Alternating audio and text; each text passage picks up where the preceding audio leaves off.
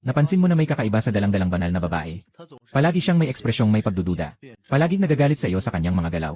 Kaya't hindi mo maiwasang parusahan siya. Nang akala mo ay isa kang karapat-dapat na kontrabida. Narinig ng pangunahing tauhan ang iyong saloobin. Ang tali ay talagang masyadong mahigpit. Bakit ang pangunahing lalaki ay darating pa sa loob ng kalahating oras? Ang bagal naman nito. Sakto na para gawing anyo ko ang bida. Sistema, lumabas ka. Hindi ba't natapos ko na ang kwento ng kontrabida sa libro? Bakit nandito pa rin ako? Ang malamig na boses ng sistema ay umuulit sa iyong isipan. Host, huling. Nagdulot ng kabiguan sa paghusga ng kwento. Kaya kailangan mong ulitin ang kwento mula simula. Akala mo dati na madali lang maging kontrabida. Lalo na't ito ay isang walang utak na nakakaaliw na kwento. Napakasimple ng kwento, sobrang simple. Pero nang makaharap mo na ang pangunahing lalaki, doon mo maintindihan kung bakit kailangang maghanap ang sistema ng tao para gumanap bilang kontrabida. Ang pangunahing lalaki sa librong ito ay isang cute na maliit na tao na umaasa lang sa kanyang nakakaaliw na aura para manalo. Kung hindi ka sana nagbigay sa kanya ng tulong mula sa simula, malamang isang daliri lang niya ay makakapatay na sa kanya. Sa kabutihang palad, pamilyar ka na sa eksena. Ang babaeng nakatali sa harap mo na parang tikoy ay si Sun Yang-su. Siya ang banal na babae ng Bixiao Palace. At siya rin ang iyong nakapangalanang kasintahan. Sa setting lang sa libro, wala kayong dalawa ng tunay na emosyon. Pati na ang kasunduan na ito ay ginagamit mo lang ang kapangyarihan ng Qianheng clan para pilitin siyang pumayag. Kaya mula simula hanggang dulo, hindi ka man lang tiningnan ni Sun Yang-su ng seryoso. Naalala mo ang eksenang ito. Nakita mo si Sun Yang-su at ang pangunahing tauhan na si Jiang Yichen na nagkakaroon ng palitan ng tingin. Sa galit, nagpasya siyang lagyan ng gamot si Sun Yang-su. Balak niyang gawing totoo ang sitwasyon. Madali nang mahulaan ang susunod na kwento. Biglang darating ang pangunahing tauhan para iligtas ang babae.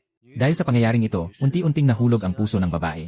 Ngunit, kapag tunay mong tiningnan ang babae sa kama, ngunit sa loob ay may biglang init na umusbong. Kung hindi ko bibitawan, kapag dumating si Jiang Yichen, si Sun Yang-su ay busog na. Si Sun Yang-su na labis na nagtatangkang makawala ay biglang natigilan. Dahil malinaw na malinaw niyang nakita na may lumulutang na bubble sa itaas ng iyong ulo. Ang mga salita sa loob nito ay nagdulot sa kanya ng parehong kahangalan at kahihiyan. Ngunit ang kasalukuyang sitwasyon ay hindi nagbibigay sa kanya ng pagkakataong mag-isip ng mabuti. Sa sandaling ito, tumayo ka na at papalapit sa kanya. Siya ay pilit na lumalaban upang makaalis. Ngunit ang mga tali ay mahigpit na nakakabit sa kanyang katawan.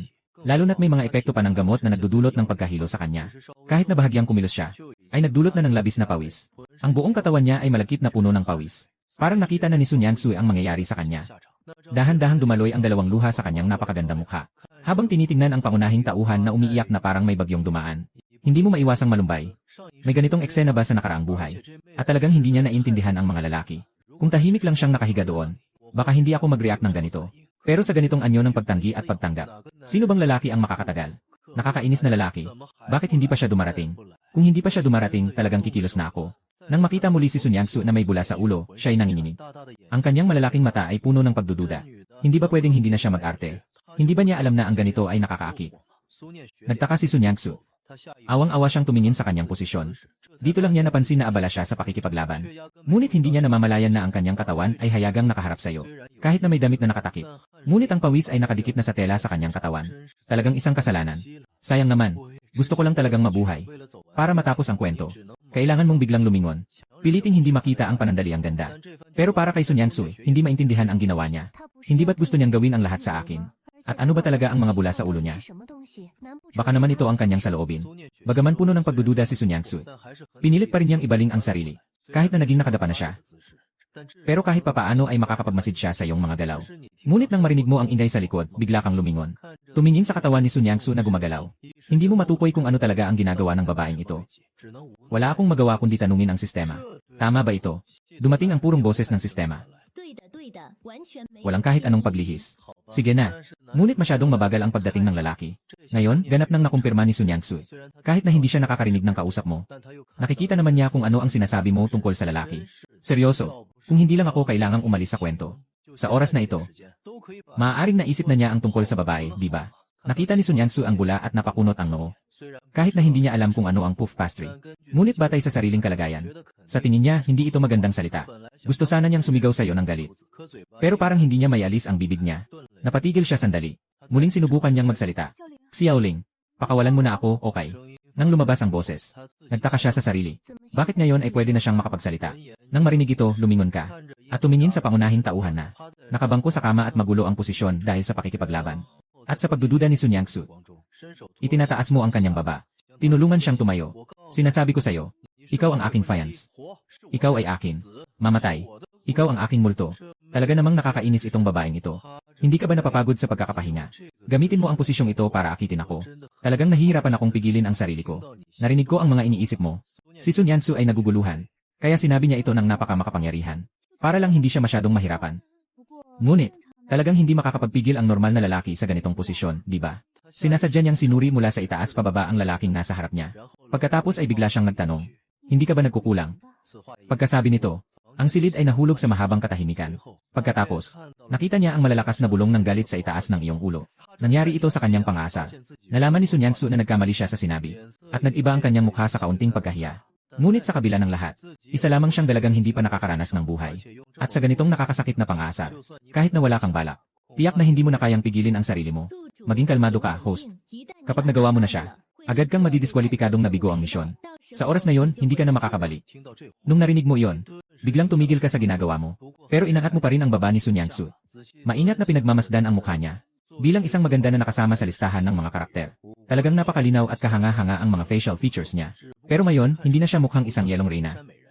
Sa halip, parang isang girlfriend na nang-aasa. Sayang naman. Pagkatapos niyang gawin ang misyon niya, palaging nabibigo. Kung hindi, matagal na sana akong nakialam. Kahit na hindi ko siya pwedeng arestuhin dito mismo. Pero sobrang nakakaasar ang pang-intriga niya. Hindi ito pwedeng matapos ng ganito lang. Sistema. Hindi ako makapag-usap ng malalim. Pero pwede kong gamitin ang ilang paraan para magalit siya, di ba? Halimbawa, kunin ang kanyang unang halik. Hindi ba't sinabi mo dati na may nagmamahal sa akin, kaya nagkaproblema ang misyon? Kung ang kanyang unang halik ay makukuha ko ngayon, tiyak na hindi ako mahuhulog sa'yo. May isang sinasabi. Talagang posible. Kailangan ng pahintulot ng sistema. Mabilis mong ibinaba ang ulo at hinalikan siya. Napalaking mata si Sun Yansu. Automatiko siyang gustong lumaban. Ngunit may mga talinang siyan na nakakabuhol sa kanya. Dagdag pa ang epekto ng gamot na nagdudulot ng pagka-alkohol sa katawan. Wala siyang magagawa kundi hayaan kang gawin ang gusto mo. Hindi ba't siya ay magiging biktima dito?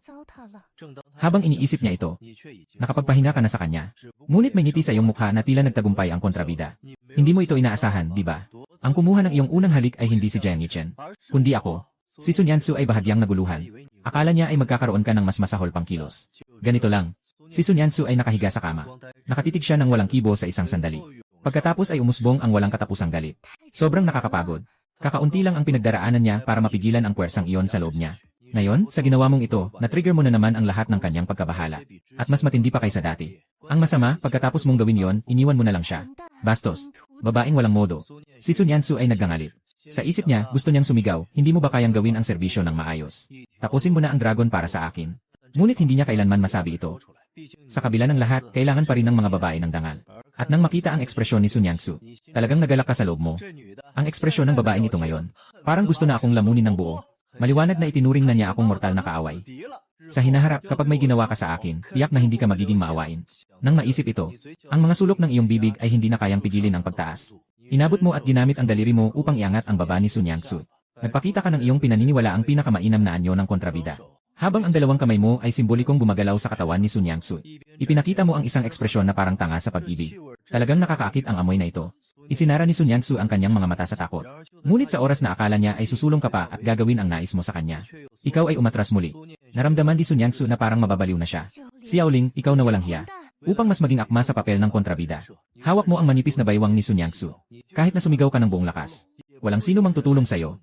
Pero itong medyo may halong init na galaw. Nagbigay kay Sun Yansu ng pagkakataon na maabot ka. Pagkatapos ay umungol siya. Nanghina ang buong katawan niya at napahiga sa iyong dibdib. Sistema. Bakit parang may mali sa babaeng ito? Tama. Maaaring pagod na siya. Sige, yakapin ko pa siya ng kaunti. Sa totoo lang, medyo malambot siya. Kahit na naguguluhan ka sa estado ni Sun Yansu. Pero ayon pa rin sa karakter ng kontrabida. Niyakap mo siya sa baywang. Sarap. Sobrang sarap. Si Sun Yansu ay sumigaw sa kanyang isipan. Dahil ang kanyang dibdib ay mahigpit na nakadikit sa iyong katawan. Sa tulong ng pagkiskis, isang nakamamatay na pakiramdam. Sa wakas ay nagawa niyang pansamantalang pigilin ang nakakaabala sa kanyang katawan. Sa wakas ay nagawa niyang pansamantalang pigilin ang nakakaabala sa kanyang katawan na nakakaapekto sa kanya. Ngunit makalipas ang ilang sandali, biglang naisip ni Sun Yansu kung ano ang kanyang ginagawa. Parang mga walang hiya rin sila, no? Galit na galit sa akin ang pangunahing babae. Nakangisi, umiiyak pa. Parang gusto nilang punitin ako sa milyon-milyong piraso. Nakikita ko siyang umiiyak at galit. Ikaw ay labis na natuwa. CJ, tama na. Magaling ka, sistema. At sa oras na ito, biglang may pumasok at sinipa ang pinto. Isang lalaking may matangos na kilay at maliwanag na mata ang lumitaw sa pintuan. Ayos, dumating ka na sa wakas. Alam mo bang gaano kahirap ang pag-arte ko sa eksenang iyon? Hindi ko alam kung anong sumpa ang nakuha ni Sun Yansu na. Patuloy na nakadikit sa akin. Bagamat marahil dahil sa epekto ng gamot. Pero bahagya kong naalala ang huling kwento. Na hindi ganito. Ngunit dahil nandito na ang pangunahing tauhan. Sa wakas ay makakapagpatuloy ka na sa kwento. Bagamat masaya sa loob, bilang kontrabida, kailangan pa ring magpanggap na nabalam ang magandang pagkakataon. Kaya't bigla kang lumingon, na may kaunting takot sa mukha na parang nabigla sa pagkakasira ng magandang pagkakataon. At agad itong napalitan ng galit at hiya. Sino ka? Bakit mo pinakikialaman ang aking magandang pagkakataon? Sa mga salitang ito, hindi sumagot si Jiang Yichen. Sa halip, tumingin siya kay Sun Yangsu na nakasandal sa iyong dibdib. Makikita si Sun Yangsu na bahagyang nakasandal sa iyong balikat. Ang malamig na ekspresyon na karaniwang parang yelo ay ngayon natunaw na sa isang lawa. At ang kanyang kahanga-hangang katawan ay basang-basa na ng pawis. Mukhang medyo malaswa. Si Jiang Yichen ay lumaki ang mga mata. Ang mga labi niya ay bahagyang nanginginig. Niangsu, dumating ba ako ng huli? Nang marinig ang mga salitang ito, si Sun Yangsu ay nakaramdam ng inis. Bagamat medyo walang hiya ang kanyang ginawa kanina. Ngunit sa wakas naramdaman niya na ang pakiramdam ng pagpipigil sa sarili. Matagal na rin. Bago naalala ni Sun Yangsu, nakamakailan lang madalas niyang nakikita ang taong ito. At magaling din ang talento niya sa espada. Pero ngayon di niya alam kung dahil ba sa naririnig mong saloobin ang dahilan. Napansin ni Sun Yangsu na may isang sulyap ng kasakiman sa mga mata ni Jiang Yichen.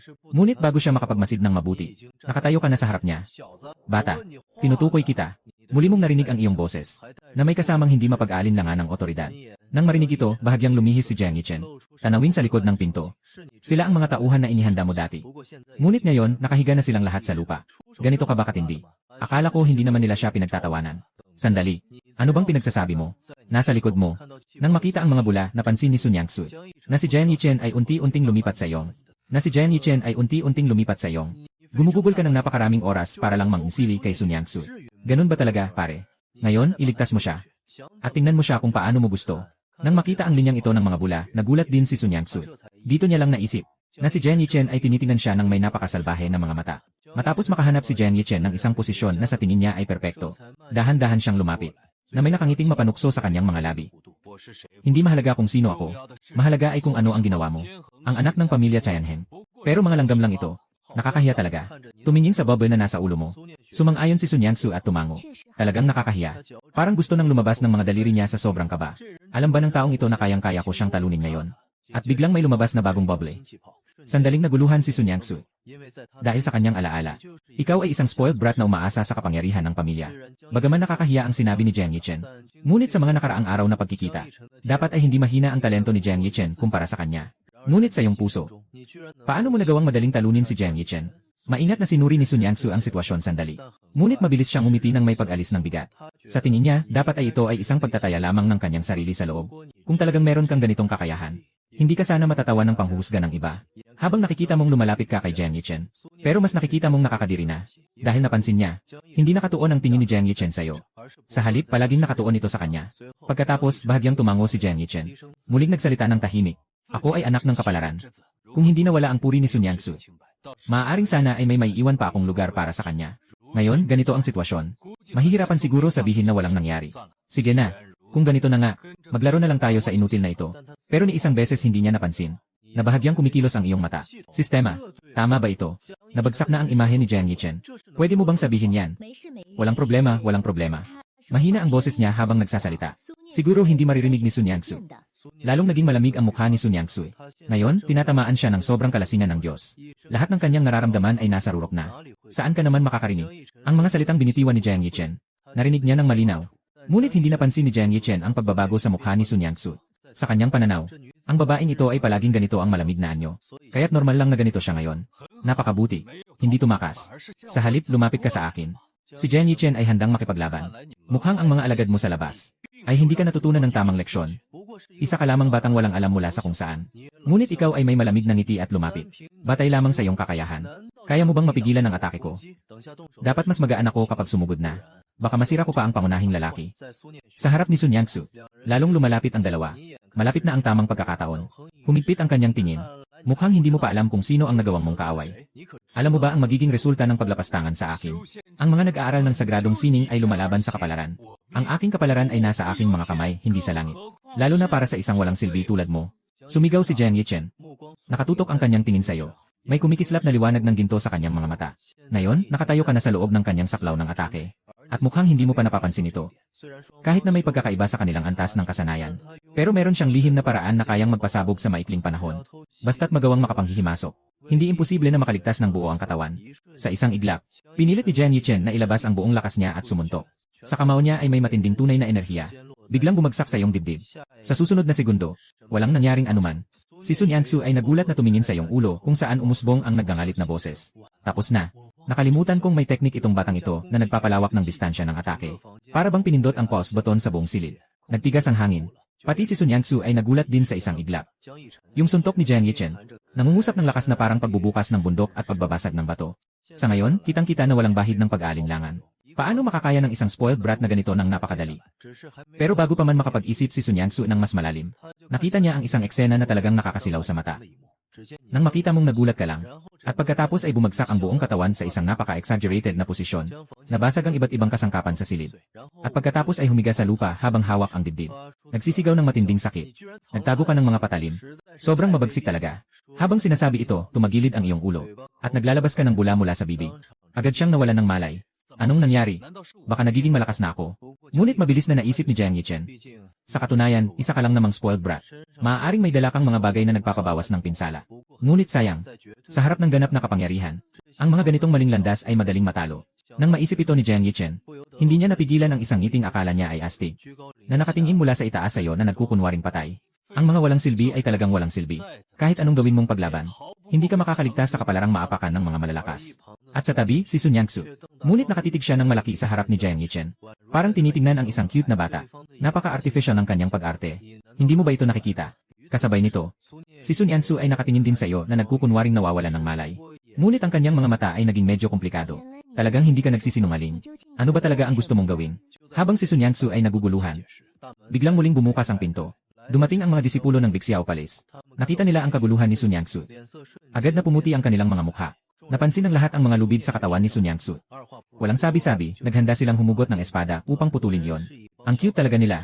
Ito ay ang Kun Shensuo. Pwede ba ninyong basta-basta lang buksan ito? At saka yung kamay mo sa manggas, tahimik na nagbubuo ng isang simbolo. Pagkatapos, ang Kun Shensuo sa katawan ni Sun Yansu ay otomatikong natanggal. At yung babaeng disiplinang may dalang espada ay naguguluhan. Nang hindi sinasadyang tumingin kay Sun Yansu. Ngunit napansin niyang nakatitig ang iba sa likod nila. Pwede bang bilisan natin? Ang hirap dito sa pagkakahiga. Nakikita niyo ba? Ano ang nakikita? Yung babaeng disipulo, tumingin-tingin. Pero hindi maintindihan kung ano ang gustong iparating ni Sun Yansu. Naisip ni Sun Yansu ng bahagya. Mukhang ang mga bula na ito ay nakikita lang niya mag-isa. Ang kanyang tingin ay otomatikong lumipat kay Jiang Yichen. Nang makita ni Sun Yansu na nakatingin siya, biglang umangat ang sulok ng bibig ni Jiang Yichen. Nagpakita ng isang mapangakit na anggulo. Walang dapat ikabahala ang banal na babae. Ito ay dapat kong gawin. Pagkatapos ay malakas niyang tinawag ang mga babaeng disipulo. Yung tao, nahuli ang inyong banal na babae. Nais niyang gumawa ng masama sa kanya. Hurry up at itali siya. Ang mga disipulo ng Bixiao Palace ay nagkatinginan. Lahat ay napapailing sa paraan ni Jiang Yichen na palaging kumikilos at nagsasalita. Pero dahil ito ay tungkol sa dangal ng banal na babae, kaya't kailangan nilang lapitan ka. Maaaring mayroong hindi pagkakaintindihan tungkol dito. Ang mga disipulo ay nakatingin sa iyo na nakahandusay sa lupa. Tumingin muli sa nag-init na si Jiang Yichen. Biglang may pumasok na nakakagulat na ideya sa isipan ng isa. Itinuro si Jiang Yichen at sinabi, "Hindi ba't ikaw ang batang ito na nakasakit sa kaibigan ng banal na babae? At nagtatangkang gumawa ng masama sa banal na babae? Nakita na tayo ay pumasok kaya't nagbalik ng paratang." Pagkasabi nito, kahit ikaw na nagpasimula ay hindi nakatiis na mag-isip ng ganito para sa utak ng disipulo. Ang batang babae ang talino. Pero sa mga susunod na pangyayari, parang wala namang masyadong mali. Sa normal na takbo ng bagay, si Jiang Yichen ay gagamit ng dahilan na magpapagaling sa lason o kung ano paman. Magpapakita siya ng kababaan sa kay Sun Yansu. Nakita ni Sun Yansu ang mga bula sa ulo mo. At lalong lumalim ang kanyang pagkasuya kay Jiang Yichen. Nakita na hindi nagbigay ng paliwanag si Sun Yansu. Kaya't natural na naisip ng mga disipulo ang sitwasyon na ganoon. Hindi na kayang pigilin ni Jiang Yichen. Agad siyang nagsalita upang magpaliwanag. Siyang nagpadala sa akin ng mensahe ng tulong ang inyong banal na babae. Talagang hindi ko ito ginawa. Nang makita ito, agad na umiling si Sun Yansu. Sinasadya kong magpadala ng mensahe kay Guro. Paano ito napunta sa iyo? Ang iyong ama ay nakitang may natatanging talento si Jiang Yichen. At nagdesisyon na harangan ang iyong guro. At pagkatapos ay pinapunta si Jiang Yichen para iligtas ang tao. Sistema. Sigurado ka bang walang pagbabago sa kwento? Sa teorya, dapat. Tama. Sa nobelang napanood mo dati, hindi nahuli si Jiang Yichen. Kaya hindi sila nagkita. Nang marinig ang sagot ng sistema, nakapagpahinga na ang iyong nag-aalala na puso. Ngunit ang sinabi ni Sun Yansu ay nagdulot ng pagkalito sa mga naroroon na mga disipulo. Hanggang sa mas maingat nilang tiningnan ang nakahandusay sa lupa. Sa kanila na-realize, hindi ba si Xiao Gongzi mula sa Tianhe clan? Ang kasintahan ng banal na babae. Siguro mayroong isang maliit na pagkakaintindihan dito. Nagsalita si Sun Yangsu. Gusto ko sanang makipag-usap kay Xiaoling tungkol sa kasunduan sa kasal. Nabanggit ko na ito. Namula ang mukha ni Sun Yangsu. Sa buong buhay niya, hindi pa siya masyadong nagsinungaling. Pero para malaman ang lihim sa likod ng misteryosong bula sa ulo mo, kailangan niyang pansamantalang iwan ka. Pero sa mata ng iba, ibig sabihin ng pagkadilat ng mukha niya ay ganito talaga. At ayon sa script, dapat iligtas ang tao. Habang si Jiang Yichen ay nag-enjoy sa pag-ibig ni Sun Yangsu, nagmukha siyang hindi makapaniwala. Baka pinagsabihan ka niya. Magsalita ka. Ginoong Du, hindi ko alam kung may hindi ka naintindihan. Ngunit hindi ganito kasimple ang sitwasyon. Pagkatapos, malamig na sinabi ni Sun Yangsu sa mga tao sa paligid. Tara na, mayroon pa akong ibang bagay na dapat asikasuhin. Sa kabila ng lahat, may natitirang bisa pa ng gamot na Shengxian Zui sa aking katawan. Kailangan kong bumalik sa sekta para magpawala ng lason. Ang mga disipulo sa labas ay handa na ang bangka para kay Sun Yangsu. Pagkapasok ko sa deck ng bangka, nakita kong humahabol si Jiang Yichen. Nyangsu, pakinggan mo ako, ipapaliwanag ko. Sa oras na yon, isang babaeng disipulo ang humawak ng espada at tumayo sa harap ni Sun Yangsu. Malakas na sigaw ang binitawan. Ginoo Jiang, alam mo ba kung ano ang iyong ginagawa? Totoo, gusto ko lang kayong tulungan. Ang ekspresyon ni Sun Yangsu ay nananatiling malamig na parang yelo. Ginoo Jiang, hindi ko alam kung ano ang balak ng aking ama. Kaya ka na parito upang tumulong. Lubos ang pasasalamat ni Nyangsu. Ngunit sa ngayon, labis akong hindi komportable. Kaya't sana huwag mo na akong buluhin. Sa mga sandaling ito, si Sun Yangsu ay patuloy na naapektuhan ng kapangyarihan ng gamot na ininom. Kasabay nito, hindi may iwasang sumagi sa kanyang isipan ang mga bula sa iyong ulo. Hindi ba't alam na ni Jiang Yichen mula sa simula na siya ay naantala? Kaya sinadya niyang ipagpaliban ang oras. Hanggang sa mag-umpisa ang bisa ng gamot. At mawalan ng ulirat. Bago siya magkunwaring bayani at magligtas. Para makakuha ng sariling benepisyo. Lalong naging malamig ang tingin ni Sun Yangsu. Habang iniisip ito, lalo niyang naisip na posible nga. Kaya't umabot siya at nagwagayway. Ang depensa ng bangka ay naghiwalay kay Jiang Yichen mula sa labas. Pagkatapos ay dahan-dahan itong umakyat. Hanggang sa naging isang sinag ng liwanag na nawala sa kalangitan. Naiwan si Jiang Yichen na nakatayo sa lugar na parang tanga. Na nagmumurmur. Hindi ito tama. Siya ay tinamaan ng lason. Pagkatapos ay bigla siyang bumangga sa kanyang ulo. Biglang naisip, si Xiaoling ay tagapagmana ng pamilya Tianhen. Ngayon ay nagalit na ako sa kanya. Siguradong ayaw ni Nyangsu na maapektuhan ako. Kaya sinadyang magpanggap na malamig siya. Nyangsu, maghintay ka lang sa akin. Balang araw, magpapakita ako sa buong mundo na karapat dapat akong tignan ng may paghanga. Sa panahong iyon, siguradong haharapin kita ng buong kahihiyan at katotohanan. At sa silid, naririnig mo ang mga matapang na salita ni Jiang Yichen. Biglang hindi na mapigilan. Sistema, kumusta ang takbo ng kwento ngayon? Napakahusay ng host na ito. Ipagpatuloy mo lang ang ganyan, Mio. Mas mabuti na ganito. Pumikit ka. Huwag mong sabihin sa akin na iba ang takbo ng kwento sa huli. Kailangan nating simulan muli. Seryoso, magtatapon ako ng mesa. Huwag mag-alala, ginoong host. Hindi talaga mangyayari ang ganitong bagay, niyan. Nakuha ko ang garantiya mula sa sistema. Nakangiti ka lang at tumango. Nang makumpirma mong umalis na si Jiang Yichen, dahan-dahan kang tumayo. Pagkatapos, ang amulet sa iyong mga bisig ay nanginginig. Isang malamig at pamilyar na boses ang umabot mula dito. Bata, agad kang lumapit at makita ko. Bago ka pa makasagot, agad na pinutol ng kabilang panig ang komunikasyon. Tama, ang taong ito ay ang iyong guro. Si Lu Shuang, ang punong guro ng Xuan Yuxianmen. Pumunta na sa magandang guro. Kaya't kumuha ka mula sa iyong imbakan ng bag ng 2 tanso na estatwa ng kabayo. Sa pagdapo sa lupa, agad itong naging 2 pambihirang kabayong apoy. Diretso silang pumasok sa Xuan Yuxianmen. Pasok ka na. Mula sa loob ng pinto, naririnig ang boses ni Lu Shuang. Makikita lang sa malalim ng kwarto. Isang napakagandang babae ang nakaupo sa banig. Nakapikit, nag-aaral. Nang ilang hakbang ka lang, bigla kang nakaramdam ng isang nakakatakot na presyon. At saka ka nagpasigaw ng sanay. Nahihirapan na kumilos pasulong. Guro, sobrang lakas ng iyong presensya. Hindi ko ito kayang tiisin. Habang nag-iisip si Lu Shuang kung bakit hindi ka pa rin umuunlad sa loob ng maraming taon, bigla niyang napansin na may lumitaw na bula sa itaas ng iyong ulo.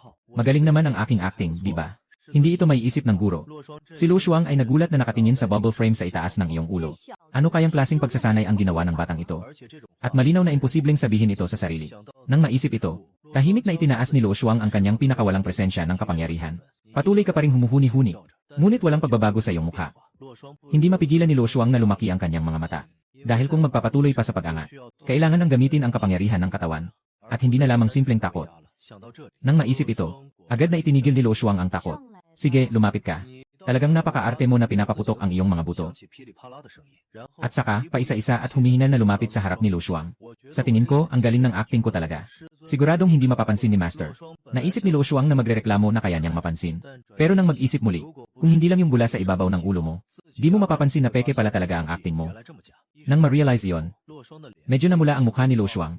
Tumakbo ka sa harap ng mistress. Maingat na nagbubuhos ng tsa.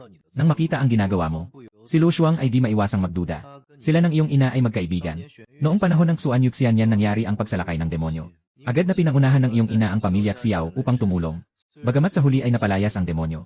Ngunit ang iyong ina ay malubhang nasugatan at hindi na gumaling. Hindi nagtagal ay pumanaw na siya.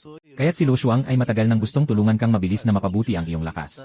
Ngunit sa kasamaang palad, ikaw ay isang walang silbi at tamad. Hindi mo talaga pinapansin ang mga sinasabi ng iyong guro. Ngunit ngayon, sa mga mata ni Lo Shuang, maliwanag na ikaw ay nagtatago ng iyong kakayahan.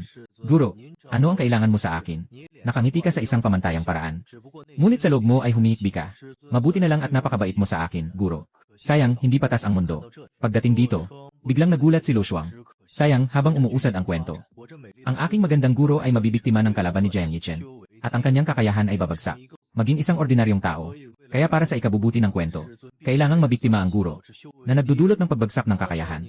Nakikita mo, ang mga bula sa iyong ulo ay puno ng impormasyon tungkol sa iyong hinaharap. Hindi mapigilan ni Lo Shuang na tumingin ng mas matagal.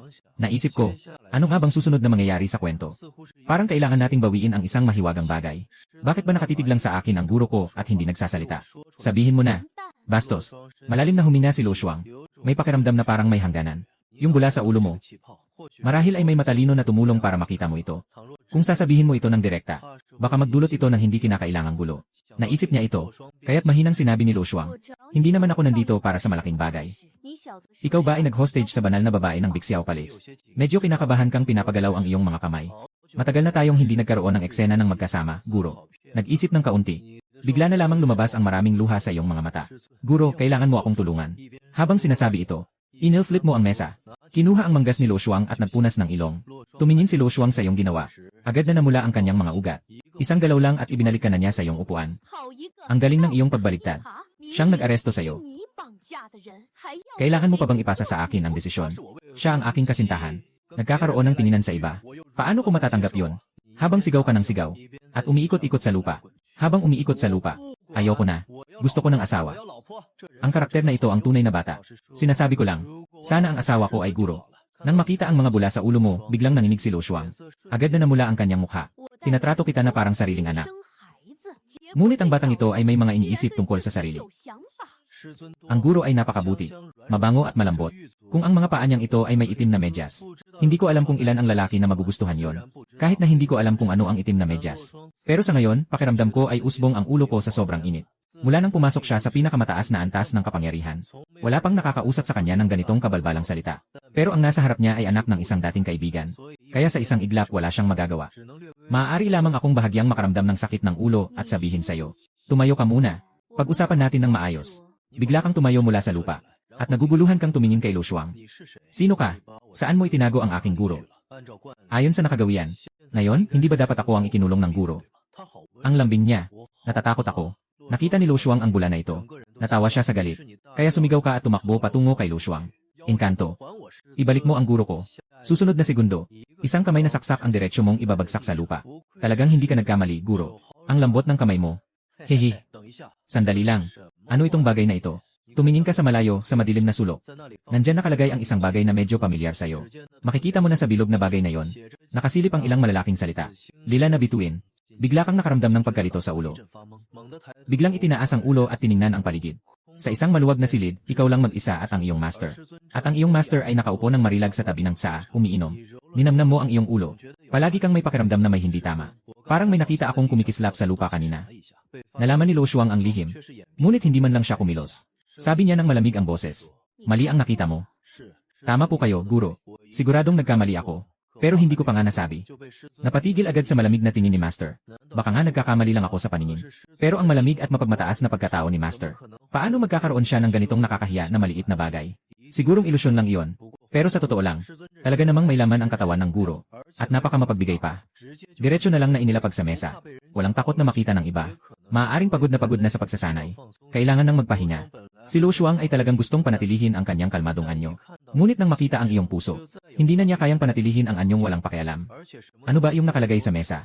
Nang siya'y otomatikong tumingin pababa, napagtanto niyang para itago ang kanyang kahihiyan. Nakaangat na pala ang kanyang katawan ng bahagya. At ang kanyang mga kurba ay walang pag-aalinlangan na nakadikit sa mesa ng tsaa.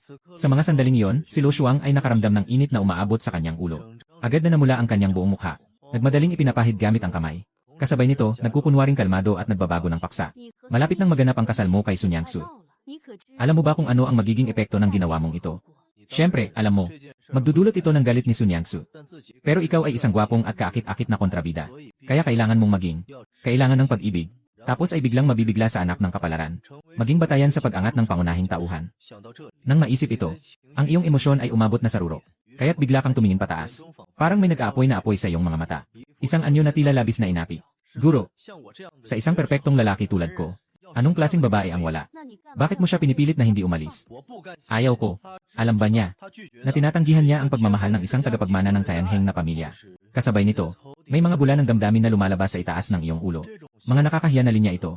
Ngayon, parang madali na lang ito para sa akin. Nakikita kong nanginginig ang ugat sa noo ni Lo Shuang. Bigla akong nagkaroon ng pagnanais na sapukin ka. Ngunit nang maisip ko ang kwentong binanggit mo kanina, kailangan niyang magpasensya at kausapin ka. Alam kong maaaring may mga dahilan ka sa likod nito. Tumayo siya. Maingat na hinawakan ang iyong balikat. Seryosong sabi, kung talagang mahal mo ang isang babae, kailangan mong matutong magmahal sa kanya. Hindi yung pilitin siyang gawin ang ayaw niyang gawin. Akala ko ang master ay malamig lang sa panlabas. Pero sa loob, sobrang lambing pala. Babae, alam mo ba na nahulog na ako sa'yo? Ngunit kailangan kong sundin ang kwento. Kung hindi dahil sa sikreto, gusto ko sanang tanggalin si Jiang Yichen. Habang tinitingnan ang mga bula sa iyong ulo, hindi maiwasang magkunot ng noo si Lo Shuang. Sa iyong kasalukuyang katayuan, mayroon pa bang bagay na maaaring magbanta sa iyo sa mundong ito? Mayroon bang mas malaki pang plano sa likod ng mga bula na ito? Pero sa ngayon, wala pang anumang impormasyon. Hindi pwedeng magpadalos-dalos. Tingnan mo ang nakasimangot na noo ng master mo. Akala mo siya ay naiinis sa sarili niyang ginawa. Nanghihinayang ang loob niya. Makikita si Lo Shuang na bahagyang humihikbi. Masunod ka na sana sa akin. Ako na bahala sa usapin sa Bixiao Palace. Matapos sabihin yon, nag-wave lang siya ng kamay. Ipinapakita na pwede kang umalis. Kaya nagkunwari kang excited at biglang tumalon. Nais mong yakapin ng mahigpit ang master mo. Ngunit pinigilan ka ni Lo Shuang na parang ayaw na ayaw at itinulak ka palabas. Pagkatapos mong umalis, inaalala ni Lo Shuang ang iba't ibang impormasyon na naipahayag sa iyong puso. Sa susunod na sandali, kumuha siya ng isang jade na medalya. Nagbigay siya ng utos sa kanyang mga tauhan. Suriin ang tungkol sa artifact na natuklasan ng Wan Xiaozong. Ano ang pinagmulan nito? At kung mayroon silang lihim na nakipag-ugnayan sa mga kahina-hinalang tao. Sa wakas, suriin din ng mabuti ang tungkol sa sikat na Jiang Yichen kamakailan. Samantala, sa silid ng bituin ng Bixiao, si Sun Yangsu ay abala at hindi mapakali sa kanyang kama. Bagamat sa tulong ng kanyang guro, nawala na ang epekto ng langit-ngit sa kanyang katawan. Ngunit ito ay isang dekalidad na gamot mula sa isang kilalang pamilya. Kahit na naalis na ang bisa nito, ang epekto sa kanyang katawan ay hindi madaling mawala. Kailangan lang ng unti-unting pag-aalaga sa araw-araw. Naisip ko na bumagsak ako sa ganitong kalagayan. Laging sumasagi sa isip ko ang iyong nakasisilaw na mukha. At ang mas nakakainis na bubble frame sa iyong ulo. Kumuha siya ng isang unan, at mariing piniga ito. Parang ikaw na mismo yon. Matapos maglabas ng sama ng loob, nagsimula na rin si Sun Yangsu na alalahanin ang impormasyong nakapaloob sa bula sa iyong ulo. Mula nang tama mong may predict ang galaw ni Jiang Yichen, hindi na niya pinagdududahan ang katumpakan ng mga bula na yon. Pero ayon sa sinabi mo, ang mundong kinabibilangan niya, ay hindi ba parang isang nobela? Totoo bang ang kanyang kapalaran ay nakatakda na sa tadhana? Naisip ito, hindi may iwasang makaramdam si Sun Yangsu ng panginginig. Ngunit may isang bagay na sa tingin niya ay nagbago na. Bago, wala ang iyong paalala. Hindi niya talaga napansin ang masamang balak ni Jiang Yichen. Ngayon, hindi lamang niya nasaksihan ang masamang bahagi ni Jiang Yichen, kundi narinig din niya ang kanyang mga salitang hindi kaaya-aya. Ganitong Jiang Yichen, paano siya magkakaroon ng gusto sa kanya? Mahigpit na niyayakap ni Sun Yangsu ang laruan, na sinabing may galit. Sinasalita ko, Sun Yangsu. Natiyak na hindi ako magkakagusto kay Jiang Yichen. Pagkatapos sabihin ito, sa susunod na sandali, muling sumulpot ang iyong mukha sa isip ko. Naalala ko ang mga bagay na ginawa mo sa akin. Hindi ko maiwasang mamula ang aking pisngi. Siyempre, hindi ko rin talaga magugustuhan ka. Si Xiaoling, ang malaking gago. Dumating ka sa harap ng pintuan ng Bixiao Palace. Nag-isip ka ng kaunti. Ayon sa orihinal na kwento, dumating ka ngayon upang humingi ng tawad sa nangyaring pagdukot kay Sun Yangsu. Ang punta mo ngayon dito ay para ipaliwanag ang nangyari noong nakaraang pagdukot kay Sun Yangsu. Zan, malaking tagapangalaga ni Zan. Ang punta mo ngayon dito ay para ipaliwanag ang nangyari noong nakaraang pagdukot kay Sun Yangsu. Pero ang tunay na layunin ay mapainit si Sun Yangsu hanggang sa magliyab ang mga mata niya. At ilabas ang anak ng kapalaran, si Jiang Yichen. Napapaluin niya ng husto. Matapos ang tagumpay sa nakaraang misyon, ang sistema ay nagbigay ng gantimpala sa iyong lakas. Nakapagbangon ka na mula sa Golden Core hanggang sa Great Achievement na antas. Pero kailangan pa rin makipag-arte kay Jiang Yichen. Sadyang humarap sa suntok. Nang maisip mo ito, medyo masakit ang ulo mo. Ngunit habang naghahanda kang magsalita, dalawang anino ng multo ang nakatayo na sa likod mo. Bawat isa sa iyong mga tagapag-alaga ay may dalang isang buket ng bulaklak at isang kumikislap na singsing na pang-imbak. Mahal na prinsipe, ito ang mga bagay na kailangan sa paghingi ng tawad. Mahal na prinsipe, ito ang aming inihandang pahayag ng paghingi ng tawad para sa iyo. Isang kawal ang nagbigay ng isang piraso ng papel. Punong-puno ito ng mga nakakaakit na mga salita ng pag-ibig. Inabot mo ang papel at dahan-dahang tiningnan. Pakiramdam mo ay baka nagkaroon ng maling akala ang dalawang kawal. Gusto mo lang sanang magpanggap na magaling at mapahiya lang. Hindi talaga ang iyong intensyon na humingi ng tawad. Ngunit hindi ka pa nakakapagsalita. Nagsimula ng dahan-dahang bumukas ang pintuan ng Bixiao Palace. Na agad na nakita ay ang iyong kasintahan na si Sun Yangsu. Marahil dahil sa ininom mong elixir ng mga Diyos kahapon. Nananatili pa rin ang kanyang kutis na mapula. Ngunit nang makita ang bulaklak at singsing sa iyong kamay, bigla siyang nagmukhang kakaiba. Ano ang ginagawa mo? Dalawang gwardiya sa iyong tabi ang masigasig na nag-abot ng mga bagay. Ginoong Su, ito ay kaunting pasalubong mula sa aming batang Panginoon. Si Sun Yangsu ay otomatikong gustong tumanggi. Ngunit nang makita ang singsing, hindi niya maiwasang magulat ng kaunti. Ipinapasok niya ang kanyang espiritu dito. Nakita ang mga nakatambak na yaman ng pagsasanay sa loob. Bagamat gustong-gusto niya, ngunit sinasabi ng kanyang isip na hindi siya dapat kumuha. Hindi talaga siya dapat kumuha. Ngunit sa tono ng pagtanggi ay may kaunting panghihinayang.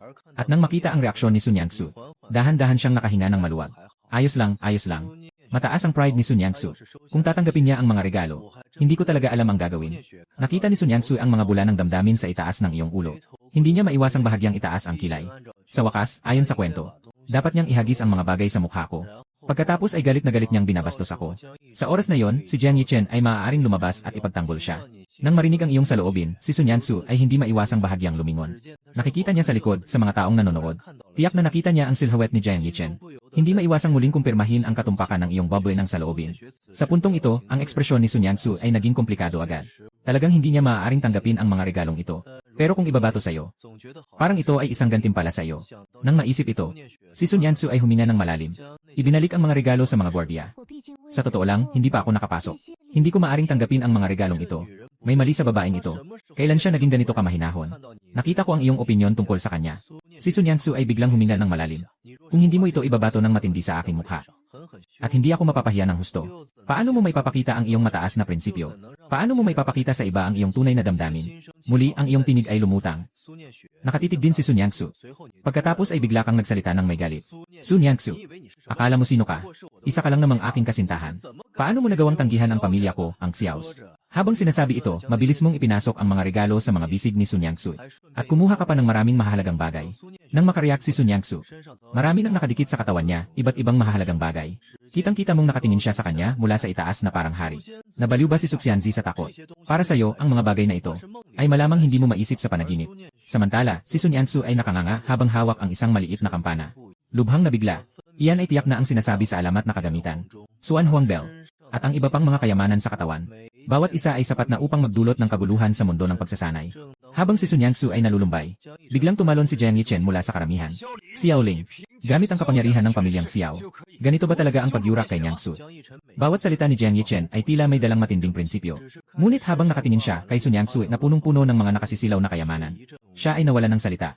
Kung ang lahat ng mga bihirang yaman na ito ay itinuturing na pagyurak, marahil lahat ng kababaihan sa mundo ay nais na mayurakan ng ganito. At nang makita mo si Jiang Yichen na lumitaw, ikaw ay labis na natuwa. Sa wakas dumating ka na. Kung hindi ka pa dumating, halos hindi ko na kaya. Jiang Yichen, hindi pa kita napaghihiganti kahapon ng saktan mo ako.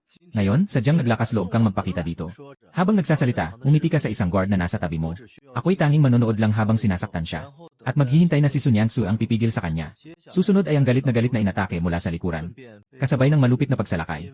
Dahil ayon sa orihinal na kwento, sa sandaling ito, labis na nag-aalala si Sun Yangsu para kay Jiang Yichen. Kaya't pinigilan ka niya. Ngunit naghintay ka nang naghintay. Ngunit hindi mo pa rin nakita si Sun Yangsu na kumilos. Nakatayo lamang siya roon ng tahimik. Anong nangyayari sa babaeng ito? Bakit hindi pa siya kumikilos? Baka masyado ng marami ang ibinigay kong regalo. Nahulog na siya, siguro. Ang mga bulaklak ng iyong damdamin ay isa-isang lumutang sa harap ni Sun Yangsu. Ngunit habang tinitingnan niya ang mga bulaklak na yon, naramdaman niyang walang masabi. Ngayon, malinaw na sa kanya ang tunay na pagkatao ni Jiang Yichen. Kaya hindi siya mag-aalala sa buhay o kamatayan ni Jiang Yichen. At saka, gusto pang gamitin ng taong iyon ang sarili niya para saktan ka. Pagkatapos, tumingin siya sa isip mo. Biglang pumasok sa isip niya ang isang kakaibang ideya. Kung hindi ko susundin ang kwento, ano ang mangyayari sa iyo? At sa kabilang panig, si Jiang Yichen ay tinatamaan ng iyong mga tagapagsilbi at unti-unting natatalo. Tumingin si Zhao Sun Yangsu kay Yangsu na parang humihingi ng tulong. Yangsu, tulungan mo ako. Ngunit si Sun Yangsu ay nanatiling walang pakialam. Nakikita mong sugatang-sugatan si Jiang Yichen. Ngunit lalo kang nag-aalala. May mali. Ganap na mali ang kwento. Bakit hindi pa ako pinipigilan ni Sun Yangsu? Kailangan kong mag-isip ng paraan para mapilit si Sun Yangsu na kumilos. Nakita mo na lang na umikot ang iyong kamay. At pinigilan ang atake ng mga gwardiya. Tumingin mula sa itaas kay Jiang Yichen. Ngunit maaari kitang bigyan ng pagkakataon. Basta't lumuhod ka at aminin ang iyong pagkakamali sa akin. At manumpa na hindi ka na muling manghaharas kay Sun Yangsu. Pinapalampas ko na ang buhay mo. Pagkatapos mong sabihin ito, lahat ng nasa paligid ay nabigla sa itsura mong galit na galit. At si Jiang Yichen ay lalong nagalit hanggang nanginginig ang buong katawan. Punong-puno ng kahihiyan at hindi mapakali ang mata niya. Nangangalait ang ngipin at nagsalita ng may puot. Hindi ka magtatagumpay. Kung ganoon, mamatay ka na. Habang sinasabi niya yon, itinaas niya ang kamay at nag-ipon ng enerhiya. Nais niyang ihampas ito sa tuktok ng ulo ni Jiang Yichen. Siyempre, hindi ko talaga gagawin yon. Gusto ko lang siyang takutin. Para mapilitan si Sun Yangsu na kumilos. Sa sandaling halos mahampas na ang kamay niya. Sa wakas, nagsalita si Sun Yangsu. Sandali lang. Agad kang huminto at lumingon. Ngunit nagkunwari kang galit sa iyong mukha. Nangdaring mong labanan ako para sa basurang ito. Ngunit bago pa makapagsalita muli si Sun Yangsu, mabilis mo siyang pinutol. Talagang hindi ka pa nakaka-move on sa basurang ito. Habang sinasabi ito, muli mong itinaas ang kamay mo upang umatake. Ngunit sa kabila ng lahat ng ito, biglang kumilos si Jiang Yichen, at bigla kang nahagis palayo. Sa wakas, naipasa na ang eksenang ito. Susunod ay si Sun Yangsu na nagpapalakas ng loob kay Jiang Yichen. At pagkatapos ay ang pag-usbong ng kanilang damdamin. Para mas magmukhang totoo. Sadyang humiga ka sa lupa. Nagmumula sa kanyang bibig, dumadaloy ang dugo ng 4 o 5 segundo at hindi huminto. Ngunit ang iyong mga tagapagsilbi ay nakita kang nasugatan. Kaya't nais nilang muling salakayin si Jiang Yichen. Sa oras na yon, isang malakas na sigaw ang umabot mula sa langit. Ito ay mula sa ama ni Sun Yangsu, si Su Henyuan. Agad siyang nagbigay ng isang tingin lamang. At sa isang iglap, ang iyong dalawang tagapagsilbi ay bumagsak na sugatan. Pero nakahiga ka sa lupa. Patuloy na nagbubuga ng dugo sa bibig. Ito ang klasikong senaryo kung saan napapahiya ang kontrabida. Pinagsabihan ng mahigpit ng nakatatandang babae. At saka mabilis na tumakbo palayo. Saktong-sakto. Pinipigilan ang matinding sakit sa katawan. At nakatingin sa si Su Henyuan na nakalutang sa itaas. Puno ng hindi pagkakasundo ang kanyang mga mata. Ngunit, si Sun Yangsu na nakakarinig sa iyong puso ay walang masabi. Kahit na napakasakit ng kanyang natango. Mukha pa rin siyang masaya sa kabila nito. At saka ang kanyang ama. Hindi maaaring hindi makita ang halaga ng mga regalong ibinigay mo. Ngunit pinili pa rin niyang ipagtanggol si Jiang Yichen. Ipinapakita nito. Natiyak na alam ng sariling ama ang pagkatao ni Jiang Yichen. Biglang nagising si Sun Yangsu. Na siya ay isang kasangkapan lamang ng kanyang ama para sa isang tiyak na layunin. Habang si Sun Yangsu ay nalulumbay sa kanyang iniisip. Si Su Henyuan ay bahagyang bumuntong hininga. Yangsu, ayos ka lang ba? Tumango si Sun Yangsu. Muling tumingin si Su Henyuan kay Jiang Yichen. May bahid ng paghanga sa kanyang mga mata. Batang lalaki. Magaling ka. Nang marinig ito si Jiang Yichen, biglang sumiklab ang labis na kaligayahan sa kanyang mukha. Salamat sa papuri, Ginoo. Tiyak na hindi ko bibigin ang mga inaasahan ng nakatatanda. Bahagyang tumango si Su Henyuan. Pagkatapos ay tumingin sa iyo. May bahagyang malamig na tingin sa kanyang mga mata. Batang lalaki ng pamilya Xiao. Dahil sa matagal na pagkakaibigan ng ating mga pamilya. Ngayon ay hindi na kita papansinin. Ngunit kung muli kang manghimasok kay Yangsu, huwag kang magalit kung hindi ako magalang. Pagkatapos niyang magsalita, nagwagayway siya ng kamay. Isang napakalakas na puwersa ang biglang bumalot sa iyo. Sa sandaling ito, nagulat ka sa presyon ng kapangyarihan. Gusto ba ng matandang ito na patayin ako ng direkta? Nabaliw na siya. Ang aura mo ay biglang kumislap. Sa likas na ugali, gusto mong labanan ang presyon na ito. Ngunit sa susunod na sandali, isang babae ang lumitaw mula sa kawalan. Su Henyuan, nais mo bang saktan ang anak ng kaibigan ni Lu Shuang? Tinanong mo ba ako? Agad na nagbago ang kulay ng mukha ni Su Henyuan. Bituin si Lu Shuang. Nakita mo ang ginawa ni Xiaoling ngayong araw. Ganito niya ako nilait sa harap ng anak ko. Paano ako titigil na lang? Nilait mo ang anak mo. Yung mga yaman niya. Hindi ba't lahat ay napakahalaga? Yung sinasabi mong paghamak. Siguro ay hindi makakamtan ng maraming tao kahit na gusto nila. Napailing si Su Henyuan. Nang sandali, hindi siya makasagot. Tumingin si Lu Shuang kay Jiang Yichen. May bahagyang pagdiriin sa kanyang mga mata. Matapos ang isang araw ng investigasyon, natagpuan niyang talagang may masamang balak si Jiang Yichen. Matapos ang ilang sandali ng katahimikan, dahan-dahan siyang humarap kay Su Henyuan. Ginoong Su, mas mabuting hayaan si Xiaoling at Jiang Yichen na magtapat sa isa't isa. Upang malinaw ang katotohanan ng mga pangyayari. Si Su Henyuan ay may maitim na anyo ngunit pilit na ngumiti. Tama ang sinabi ni Fairy Lu Shuang. Tawagin ang tao. Dalhin si Xiaoling sa loob ng looban. Looban ng Bixiao Palace. Sa oras na ito, matagal nang naghihintay ang magandang babae na nakasuot ng magarang damit. Siya ang ina ni Sun Yangsu. Nang hihinayang ka sa loob mo, ay, ganyang kagandang babae, ay nilapastangan ni Lolo na si Su Henyuan, isang matandang walang kwentang lalaki. Mas nakakainis pa. Sa nakaraang buhay, itong si Jiang Yichen na walang hiya, ay may mga hindi ka nais-nais na iniisip tungkol sa ina ni Sun Yangsu. Sa oras na ito, ang iyong mga saloobin ay isa-isang lumutang sa harap ni Shen Wanyi. Si Shen Wanyi ay nagulat sa simula. Pagkatapos ay napansin niyang hindi gumagalaw ang iyong mga labi. Ano ang nasa ulo ni Xiaoling? Parang ako lang ang nakakakita nito. Parang hindi nakikita ng iba. Sa susunod na sandali, nagkita kita sina Su Henyuan at iba pa. Jiang Yichen, palagi mong sinasabi na si Xiaoling ang naglagay ng gamot kay Nyangsu. Inagaw si Nyangsu. May ebidensya ka ba? Ulat, Panginoon ng sekta. May tiyak na ebidensya ang disipulo sa kanyang kamay. Pagkatapos, kumuha si Jiang Yichen ng ilang papel mula sa kanyang imbakan. Tinanggap ni Su Henyuan ang papel na may malungkot na mukha. Nakasulat dito ang schedule ni Sun Yangsu sa mga nakaraang araw. At ang sertipikasyon ng doktor. Lahat ng ito ay nagpapatunay ng oras at sintomas ng pagkalason ni Sun Yangsu. Lahat ay nangyari kahapon. Muling nagsalita si Jiang Yichen. Ang mga ebidensyang ito ay tiyak na walang duda. Sapat upang patunayan ang krimen ni Xiaoling. Hindi ako. Hindi ko binigyan ng gamot si Nyangsu. At hindi ko siya tinangay. Si Jiang Yichen ang nag-imbento laban sa akin. Ngunit sa sandaling ito, ang dalawang babae ay nakakita ng bubble na nasa itaas ng iyong ulo. Lahat ay tila kakaiba. Alam ng taong ito na may ebidensya si Jiang Yichen. Bakit pa siya papasok sa panganib? Habang naguguluhan ang lahat, muling naglabas si Jiang Yichen ng ilang bagay. Kabilang dito ang pampatulog at ang liham na isinulat mo para kay Sun Yangsu. Kinuha ni Su Henyuan at sinuri ito. Agad na nagbago ang kanyang mukha. Xiaoling, may sasabihin ka pa bang iba? Sandali lang. Biglang nagsalita si Sun Yangsu. Naramdaman ng anak na may kakaibang nangyayari. Si Jiang Yichen ay isang ordinaryong disipulo lang sa loob ng pinto. Bakit niya alam ng detalyado ang aking mga lakad at tala ng pagsusuri? Napatigil ang lahat sa narinig nila mula kay Sun Yangsu. Naramdaman ni Shen Wanyi ang sinabi at naisip niya ito. Ang tingin niya kay Jiang Yichen ay puno ng pagdududa. Jiang Yichen, mas mabuting ipaliwanag mo ng maayos. Kung hindi, huwag mong sisihin na hindi kita papansinin. Putang ina, bakit hindi sumusunod sa inaasahan ang babaeng ito? Ikaw, matanda na. Huwag mong hadlangan ang aking misyon. Biglang nagbago ang mukha ni Jiang Yichen. Nagdadalawang isip siyang nagsalita. Nyangsu, nag-aalala lang ako para sa'yo. Kaya nga, hindi mo mapigilang magalit kay Jiang Yichen sa iyong isip. Tatlong babae ang nakakita sa bula sa iyong ulo. Hindi mapigilan ang panginisay sa dulo ng bibig. Malapit nang bumagsak ang kwento. Nanghihikayat kang magpahiwatig ng mahirap intindihin. Lene, mahal ko. Akala mo ba na katulad ko, kaya mong makipag-usap sa mga magulang ni Nyangsu anumang oras? Hindi agad sumagot si Su Henyuan nang marinig iyon. Sa halip, siya ay nalulunod sa pag-isip. Pagkatapos ay tumingin sa iyo at sinabi, talagang sinisiyasat ko ang bagay na ito ng lihim. At anak, nakalimutan mo ba na dati kang nagpadala ng mensahe sa iyong guro? Sa wakas ay bumalik na ito. Sistema, ano na ang nangyayari sa kwento ngayon? Malakas ang boss, Mio.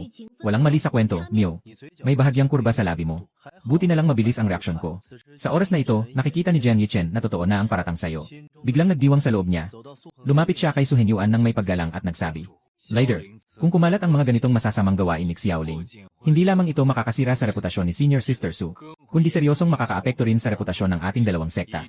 Sa pananaw ng disipulo, mas mabuting direktang ihiwalay ang kanilang kasunduan sa kasal, upang malinaw ang hangganan. Habang handang sumagot si Su Henyuan, biglang huminto si Sun Yangsu at nagsalita. Dad, kung kumalat ito, hindi ba't masisira ang pangalan ng anak ko? Paano na ako sa mundo ng pagtuturo ng totoo sa hinaharap? Dahil humingi na si Xiaoling ng tawad, handa ang anak ko na bigyan siya ng pagkakataon na patunayan ang sarili niya. Kailangan niyang ipakita ang kanyang taos-pusong pagsisisi, para makita ko ang kanyang determinasyon. Kung hindi, ang kasunduan ay mananatiling nakansela. Nang sabihin ito ni Sun Yangsu, naguluhan ang lahat. Pinutukan mo ng mata si Sun Yangsu. Nabaliw na ba ang babaeng ito? Hindi niya gagamitin ang ganitong magandang pagkakataon para sa pag-atras. Baka talagang nahulog na siya sa akin. Tumingin si Sun Yangsu sa mga bula na lumilitaw sa iyo. Nakaangat ang kanyang labi. Gusto mo bang iwanan ang nanay mo? Hindi ganun kadali. Nyangsu, ano ba ang sinasabi mong sinseridad? Hindi pa naisip ng anak. Ngunit para ipakita niya ang sinseridad, hayaan na siyang tumira sa ating Bixiao Palace. Mas madali rin para sa anak na babae na alagaan siya. Tahimik na sinabi ni Su Henyuan, Nyangsu, huwag na huwag. Si Xiaoling ay isang estranghero. Kung mananatili siya dito, magdudulot ito ng mga usap-usapan. Sino ang nagsabing estranghero si Xiaoling? Siya ang aking fiant. At siya ay sugatan ngayon. Bilang kanyang magiging asawa, alagaan mo siya. Sino pa ang pwedeng makialam? Nakakunot ang noo si Su Henyuan. Nang makita si Sun Yangsu na matigas ang ulo, at tinignan si Lo Shuang na nakamasid sa tabi. Tahimik na nag-iisip, sa isang silid ng Bixiao Palace. Sistema, tama ba ito? Walang pagkakamali sa kwento, Mio. Hinawakan mo ang iyong ulo. Nagsimula kang magduda kung may problema ang mga alaala mula sa nakaraang buhay.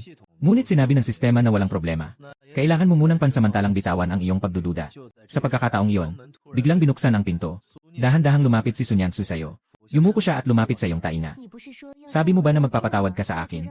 Kaya hayaan mong makita ko kung gaano ka seryoso. Para bang may dalang isang uri ng mahika ang kanyang boses. Pinaandar ang tibok ng puso mo nang hindi mo namamalayan. Hindi. Kaya bang dumaan dito sa sirasirang daan? Nakita ang iyong damdamin. Si Sun Yangsu ay nahihiya at galit na galit. Xiaoling, anong mga kalokohan ang nasa isip mo? Kaya't instinctively, iniunat niya ang kamay niya upang pisilin ang iyong pisngi.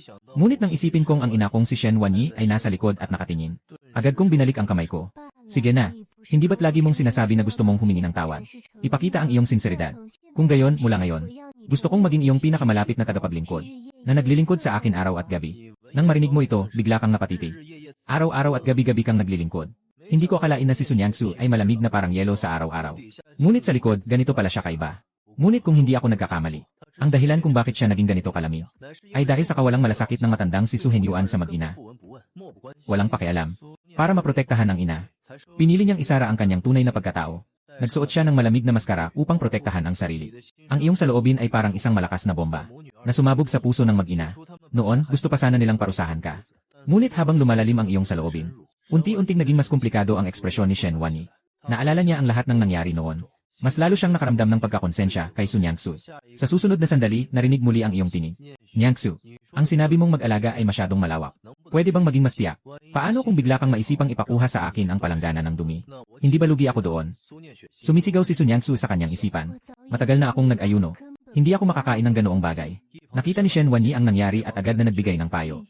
Nyangsu, huwag mo nang pahirapan siya. Si Xiaoling ay labis na nasugatan. At pagkatapos ay tumingin siya sa iyo na parang sinasabing nauunawaan kita. Hindi naman, biyanan. Talagang hindi ko maintindihan ang tingin mo. Sige na, dahil sinabi na ng nanay. Kaya pumunta ka sa kwarto ko mamaya para magmasahe. Noong gabi ring iyon, kumatok ka sa pinto. Hinila ka ni Su Nyangsu papasok. Tulungan mo akong masahehin ang balikat ko. Pupukin mo ang mga binti ko. Pagkatapos ay dahan-dahan niyang inilagay ang mga magagandang paa sa iyong mga kamay. Maaari kong paglaruan ang mga binti na ito ng 1 taon. Sinasabi ko kung hindi ako nagkakamali. Mukhang siya ay may likas na malamig na dugo.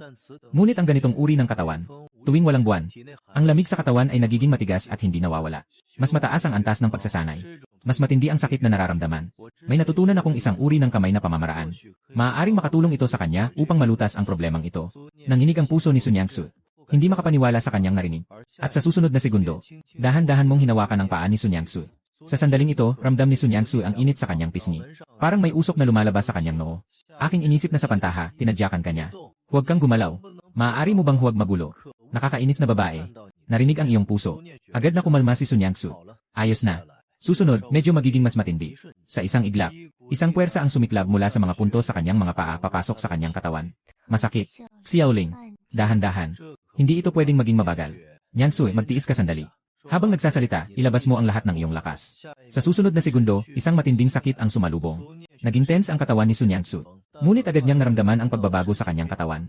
Ang malamig na dugo ay nagtipon ng mga nakatagong sugat sa loob. Sa sandaling ito ay nagkawatak-watak.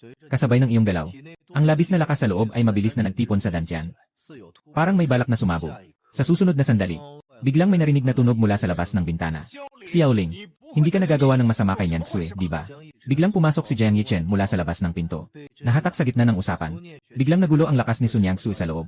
Dumaan ang matinding sakit na parang pinuputol sa mga meridian. Nakarinig si Shen Wanyi na kumakain sa kabilang silid tungkol sa kalagayan ng anak niyang babae. Biglang sumingit papunta sa kwarto. Malakas na sigaw sa direksyon ni Jiang Yichen. Sino ka? Bakit ka naglakas loob na pumasok sa silid ng aking anak na babae? Kaya, ako. Nang makita ko ang mukha ni Jiang Yichen, lalo pang tumindi ang galit sa mukha ni Shen Wanyi. Kung hindi dahil sa iniisip mong nasasaktan pa si Su Nyangsu. Matagal na sana siyang umaksyon. At nakita mo yon, walang pag-alinlangan.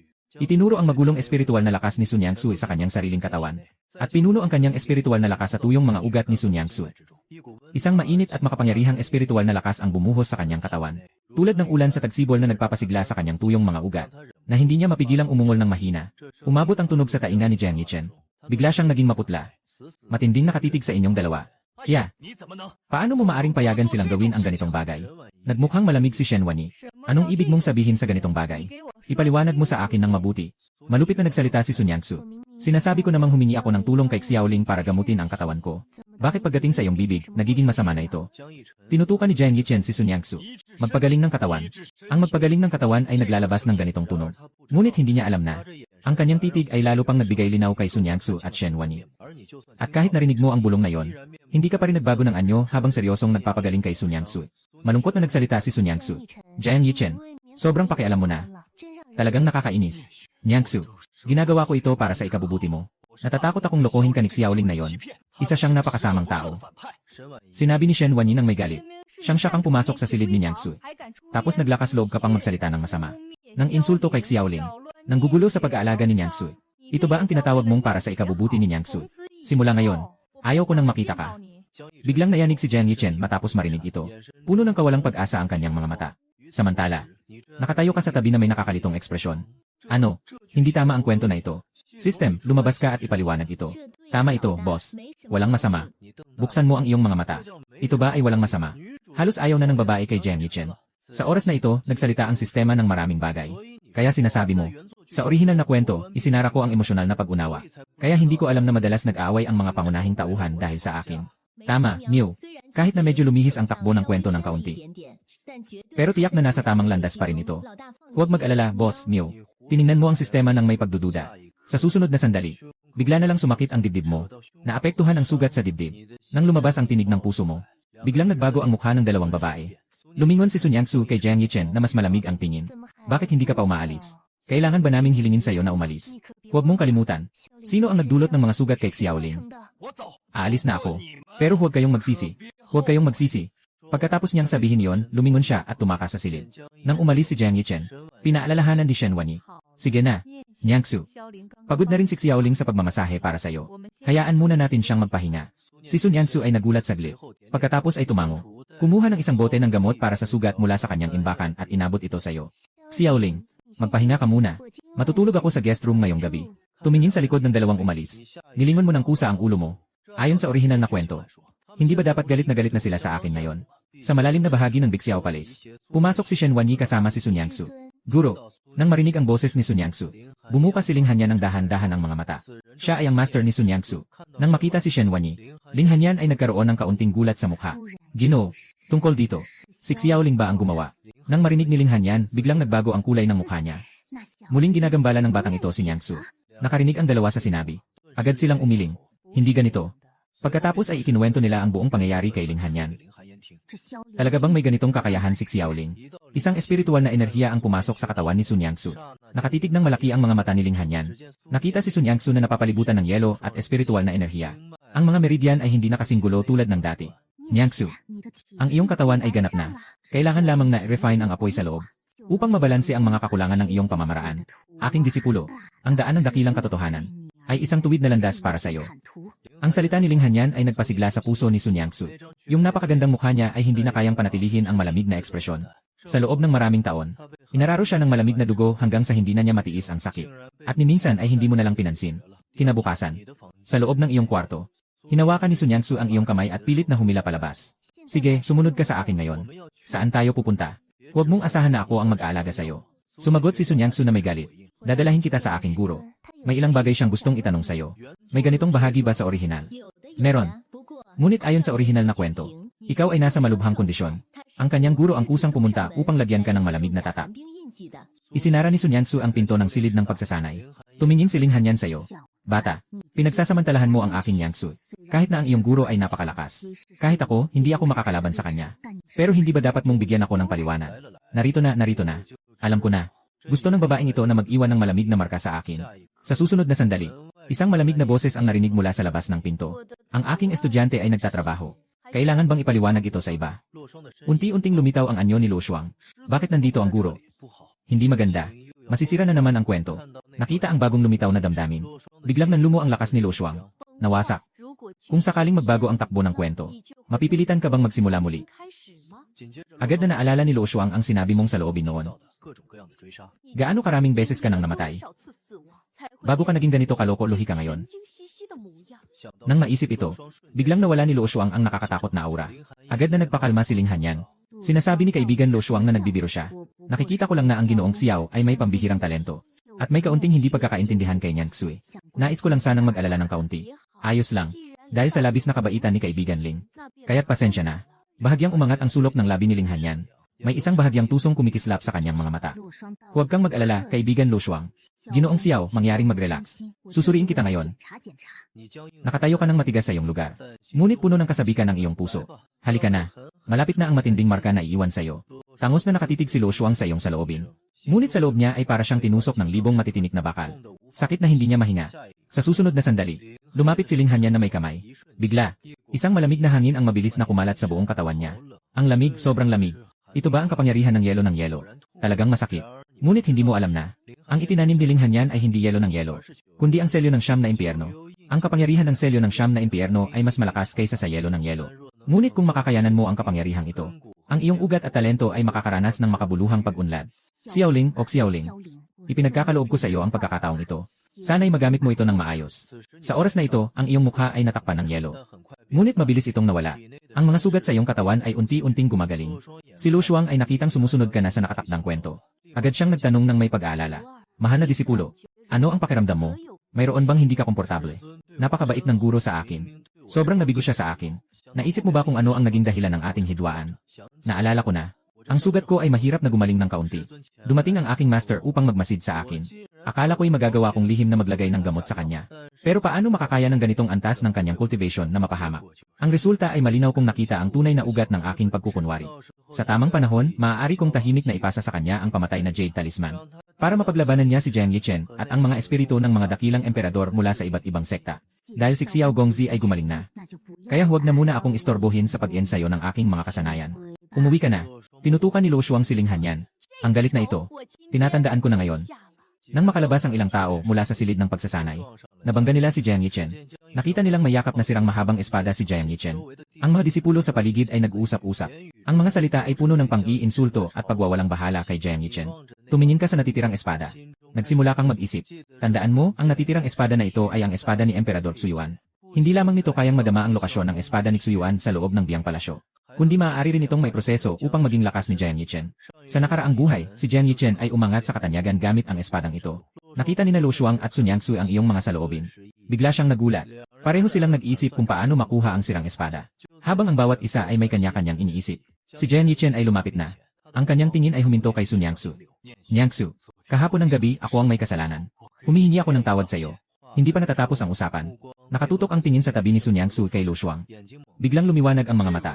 Sino ito? Sa oras na ito, nakatitig si Jiang Yichen kay Lo Shuang ng may matinding pagnanasa. Si Lo Shuang at Sun Yangsu ay nakatingin kay Jiang Yichen na parang ganito. Naramdaman nila ang pagkasuka sa loob. Bigla kang lumipat at tumayo sa harap ng dalawang tao. Ngumiti ng may mapanuyang ngiti. May dalang sirang tansong at bakal at nagmamakaawa dito. Hindi man lang sukatin kung gaano kalakas ang sarili niya. Nang marinig ni Jiang Yichen ang sinabi, nangusap ang malamig na liwanag sa kanyang mata. Halos hindi mapigilan na sumugod. Samantala, may mga kakaibang tawa mula sa singsing ni Jiang Yichen. Ang tanga-tanga mo, walang mata. Hindi man lang alam kung saan nanggaling ang espada na ito. Batang ito, huwag mong hayaang masira ang iyong mood dahil sa maliit na clone na ito. Huminga ng malalim si Jiang Yichen. Siyempre naman, ang lakas ay nasa tao, hindi nasa sandata. Yung mga spoiled brat katulad mo, hindi kailanman mauunawaan ang ganitong aral. Batang hamak. Kung hindi ko lang alam ang kalagayan ni Zanjian, talagang nanloko ka pa. Nang makita ko ang puso mo, naramdaman din ni Lo Shuang at Sun Yangsu na sobra ang double standard ni Jiang Yichen. Kahit nahawak niya ang divine artifact, ang kapal ng mukha. Nang marinig niya, tahimik niyang tinawag ang sistema. Mayroon bang susunod na transition na eksena? Meron, boss. Sunod ay ang side story ayon sa orihinal na kwento. Ito ay nang pagising mo, na pag-alaman mong si Jiang Yichen ay naghahanda na imbitahan si Sun Yangsu. Kaya't naghamon ka ng hayagan kay Jiang Yichen para humingi ng paliwanag sa kanya. Pagkatapos ay sinaktan siya ng malupit. Matapos mong pakinggan, nag-isip ka sandali. Bagamat ngayon ay hindi pa niyayaya ni Jiang Yichen si Sun Yangsu. Ngunit ngayon ang magandang pagkakataon para tapusin ang eksenang ito. Kaya nagkunwaring galit ka at nagsalita. Jiang Yichen, talagang walang puso. Gusto mo na namang dalhin ang babae ko sa kalokohan. Pagkasabi nito, agad na naging kakaiba ang ekspresyon ni Sun Yangsu. Anong ibig mong sabihin na yung babae? Agad na sinabi ni Jiang Yichen kay Sun Yangsu. Tama, Yangsu. Halos nakalimutan ko na. May nakuha akong misyon pababa ng bundok. Napakaraming puntos ng kontribusyon. Gusto mo bang sumama sa akin? Nang marinig ito, si Sun Yangsu ay nawindang. Ano bang kailangan niya ng kontribusyon ngayon? Nakatakdang tumanggi na siya. Ngunit ikaw ay nauna ng lumapit. Hindi mo ba naiintindihan ang sinasabi ng tao? Bakit ka naglakas ng loob na baliwalain ako? Ano ang gusto mo? Itinuturo mo si Jiang Yichen na may nakakatakot na ngiti ng isang kontrabida. Hindi mo maituturing na laban ang ginawa mong pag-atake sa akin noon. Ngayon, magaling na ako. Kung may lakas ka, sumabak tayo sa laban ng buhay at kamatayan. Pagkasabi nito, biglang umingay ang paligid sa pagdinig ng mga tao. Puno ng awa ang mga mata ng lahat habang nakatingin kay Jiang Yichen. Ayos lang. Ngunit dahil nandito na tayo sa buhay at kamatayan, dagdagan natin ang pustahan. Kung matalo ako, sige lang, gawin mo ang gusto mo. Ngunit kung manalo ako, hindi ka na pwedeng mangulit kay Yangsu. CJ, kaya ko pang bawiin ang kasal sa kanya. Nang marinig ito, nagbago ang mukha ni Sun Yangsu, at may mga alon sa kanyang puso. Dito niya lang naisip, na mula nang makita ang iba't ibang mensahe sa kanyang puso, hindi niya namamalayan na siya ay nagkaroon ng ilang pag-asa sa iyo.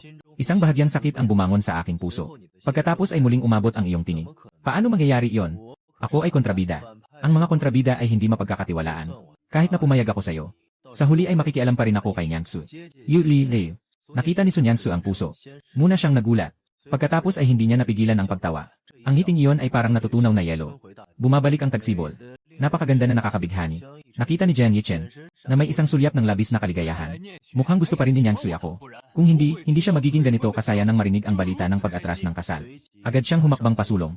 Tinitigan niya si Sun Yangsu ng may damdamin. Huwag kang mag-alala, Yangsu. Tiyak na tutulungan kitang makuha ang katarungan. Ang dating nakangiting si Sun Yangsu ay biglang nawalan ng ngiti. Muli, narinig ang iyong tinig. Ang kapal ng linya mo. Kung ako si Sun Yangsu, mapuputol na ang tiyan ko. Itong 2 taong ito. Sa paligid ng buhay at kamatayan na platform. Puno na ng tao at mga manonood. Hindi rin naman kita pipilitin. Pwede mong gamitin ang mga paborito mong bagay kahit kailan. Huwag mong sabihin inaabuso kita dahil sa aking kakayahan. Nakangiti ka na dahil matagal mo nang alam na sasabihin ito ni Jiang Yichen. Ikaw ang nagsabi niyan. Kung gusto mo talagang makakita. Ngayon ay ipapakita ko sa iyo ng mabuti. Kung ano ang tunay na yaman ng pamilya Tianhen. Pagkatapos ay inihampas mo ang iyong kamay. Bigla na lang may isang sinag ng liwanag na dumaan. Isang antigong medalya ang nakasuspinde sa hangin. Iyon ang Taiksu Yulingling. Ayon sa alamat, ang medalya ay may 9 na antas. Bawat antas ay naglalaman ng napakaraming makapangyarihang espiritu ng hayop. Maaari pa ngang magpatawag ng mga Diyos na antas ng emperador. Agad na nagulat ang mga tao sa ibaba. Sa susunod na segundo, isang napakalaking anyo ang dahan-dahang lumitaw mula sa medalya. Ito ay ang Demon Emperor ng Ebais. Ang mga tao sa paligid ay humihingal ng ilang beses. Iyan ay isang alamat na espiritu, kahit na ang nasa harapan ay mukhang bata pa. Ngunit umabot na ito sa lakas ng Yuanying. Hindi ito kayang labanan ni Jiang Yichen na isang simpleng gold core cultivator. Habang ang lahat ay nag-uusap-usap, dahan-dahang nagsalita si Jiang Yichen. Akala mo ba isang simpleng espiritu ng hayop sa yugto ng Yuanying? Ay kaya akong talunin. Pagkatapos sabihin ito, biglang umigting ang kanyang presensya. Sa susunod na sandali, lumitaw ang bigat ng Yuanying. Talagang karapat-dapat bilang pangunahing tauhan. Kung ganon, hindi na ako titigil. Susunod na segundo, biglang bumukas ang mga mata ng Demon Emperor ng Ebais sa likod mo. Isang walang anyong larangan ang tahimik na umunat. Ang larangang ito ay naglalaman ng mga batas ng kamatayan. Parang kayang lamunin ang lahat ng buhay. Ang daloy ng espiritual na lakas sa loob ni Jiang Yichen ay biglang bumagal. Parang siya ay nakabuhol ng isang walang anyong malaking kamay. Ano bang klaseng bagay ito? Muling umalinggaw ang tunog sa singsing. Ito ang sakop ng espiritu ng kalaban. Kailangan mong makaalis agad sa sakop na ito. Kung hindi mo maiisip ang magiging resulta. Si Jiang Yichen ay nagsumikap na gamitin ang kanyang espiritu. Ngunit hindi pa rin niya mapalaya ang sarili sa pagkakakulong. Sa tingin ko seryoso ka talaga. Habang lumalabas ang iyong saloobin, sumigaw si Jiang Yichen sa eksena, na nagsimula ng magsunog ng kanyang dugo. Pilit na pinapataas ang kanyang lakas. Alam ko na ikaw, batang ito, ay wala nang ibang alam kundi ang magpanggap. Sumisigaw ka sa iyong isip. Naalala mo na sa nakaraang buhay, ganito rin ang nangyari. Bahagya ka lang kumilos. At naitulak mo na si Jiang Yichen sa kanyang hangganan. Nakita ni Sun Yangsu ito at napatawa siya. Noong ikaw ay nakidnap. Nasa katulad kang sitwasyon. Kaya't agad mong pinahinto ang domain ng Demon Emperor Minyuan. Samantala, sumigaw si Jiang Yichen. Ibigay mo sa akin. Wasakin. Habang malapit ng saksakin ang enerhiya ng dugo. Ikaw ay sumabog ang dugo habang sumusunod sa espiritu ng hayop at pumulandit palabas. Kahit anong gawin mo, hindi mo na kayang talunin ito. Sino ka ba talaga? Nagulat si Jiang Yichen habang tinitingnan ka na nakahiga sa lupa. Hindi pa ako nagsimula. Sa oras na ito, nakahiga ka na sa lupa. Dugo ang parang walang bayad na sumabog mula sa bibig mo nang walang pigil. Sa entablado, si Su Henyuan ay gumiti ng malamig. Alam ko na. Ang ganitong uri ay talagang hindi makakalaban kay Jiang Yichen. Talagang karapat-dapat ang aking napiling disipulo. Talagang may ilang anyo ng isang dakilang emperador. Sa oras na ito, si Shen Wanyi ay tumingin kay Su Henyuan na parang tanga. Kahit na ang pag-arte ni Xiaoling ay sobrang exaggerated. Hindi ba niyo ito nakikita? Tinitignan ka ni Jiang Yichen mula sa itaas. May pailan lang na pagpatay sa kanyang mga mata. Ngunit napigilan pa rin niya ang kanyang galit sa panghihikbi ng natitirang kaluluwa. Ganito lang ang iyong lakas. Hindi mo ba naiisip na nawala na ang dangal ng pamilya Xiao? Mukhang nagkamali ka sa pag-unawa sa aming pamilya Xiao. Noong kabataan ng aking ama, minsan niyang pinutol ang puno ng kaliwanagan habang nagmumuni-muni ang aking lolo. Dahil sa kanya, naligaw ng landas ang matanda. At mahilig pang magsuot ng damit pambabae ang tatay ko. Halos tawagin na siyang pinuno ng sekta ng mapang-akit na bulaklak. Hindi pa nga ito ang pinaka-nakakahiya sa akin. Nang makita ng 3 babae ang tunay mong nararamdaman, hindi nila mapigilang manginig ang katawan. Gustong tumawa, pero hindi nila mailabas ang tawa. Si Sun Yansu ay nanginginig sa buong katawan. May ilang patak ng luha sa sulok ng kanyang mata. Sa tingin ni Yansu, ikaw ay isang walang silbi. Grabe naman. Nakikita mong talo ako, sobrang saya mo. Malinaw na talagang galit na siya sa akin. Kahapon, nang nilalaro ko ang kanyang mga paa, tiyak na napupuot na siya sa loob niya. Sa susunod na pinatay niya ako, tiyak na lalo siyang magiging masigasig. Napakasarap siguro. Wahaha. Si Sun Yansu ay talagang umiyak sa tawa. Nang makita ang iyong tunay na damdamin, bigla niyang naramdaman na hindi na mapigilan ang luha. Xiaoling, gaano mo na kaya katindi ang sakit na naranasan? Bago ka naisipang mamatay. Sa nakaraan mong buhay, ang kamatayan mo ay dahil sa sarili mo. Biglang pumasok sa isipan ang walang hanggang paghihinayang. Tama na, Jiang Yichen. Tumigil ka. Sabi ni Luo Shuang.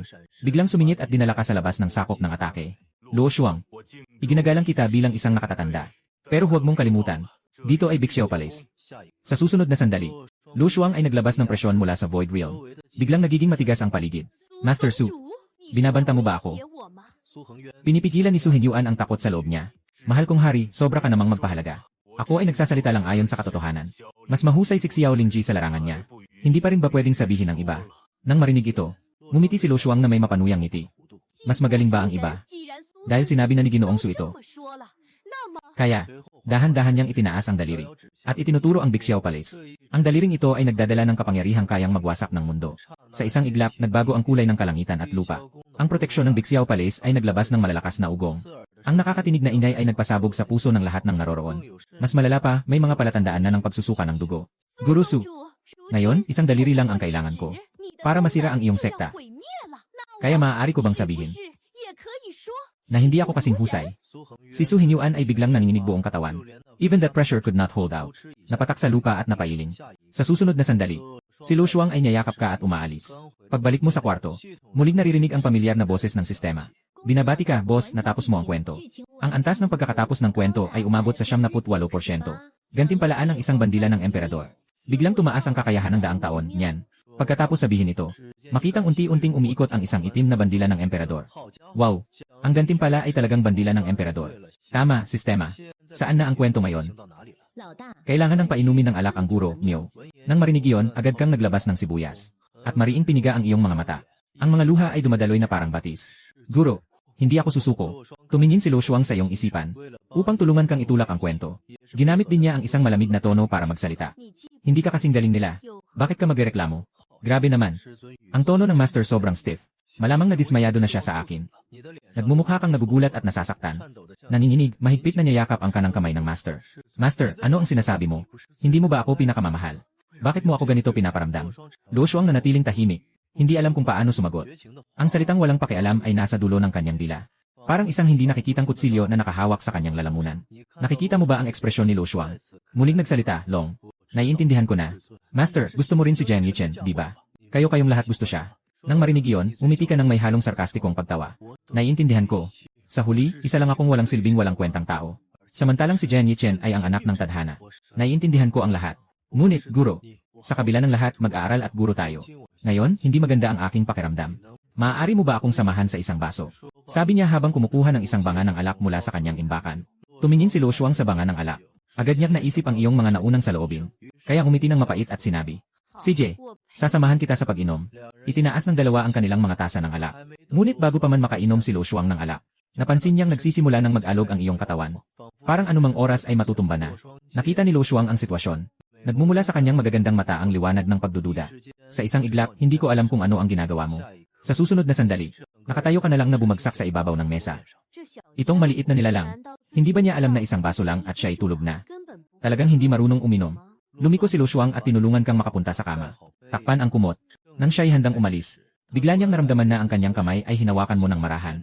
Nang siya'y tumingin pababa, may isang makinis na jade na palamuti sa kanyang pulso, na naglalabas ng banayad na liwanag. Guro, pasensya na. Hindi ko sinasadya na inisin ka. Kailangan mong mabuhay ng maayos. Napahinto si Lo Shuang nang makita yon. Doon lang niya napansin na hindi niya alam kung kailan namasa ang kanyang mga mata. Kinabukasan, nagising kang hilo-hilo mula sa kama. Pakiramdam mo ay parang sasabog ang ulo mo. May bigat pa rin ang dibdib mo. Parang mayroong taong niyayakap ako habang natutulog sa buong gabi. Pagkatapos ay tinawag ang sistema. Sistema, tama ba ito? Naalala ko na balak kong painumin ng alak siguro kahapon. Umiiyak na siguro dahil sayo. Perfect ang takbo ng kwento.